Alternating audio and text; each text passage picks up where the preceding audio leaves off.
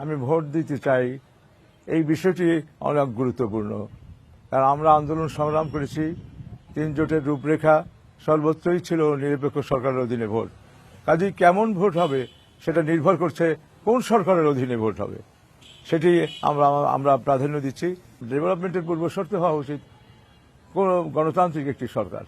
জন আকাঙ্ক্ষাকে পূরণ করার জন্য গণতান্ত্রিক সরকারের মোহাম্মদ ওয়াটার ট্যাঙ্ক, যা পানিকে রাখে শতভাগ বিশুদ্ধ। এন মোহাম্মদ ওয়াটার ট্যাঙ্ক, বিশুদ্ধ পানির ব্যাগ।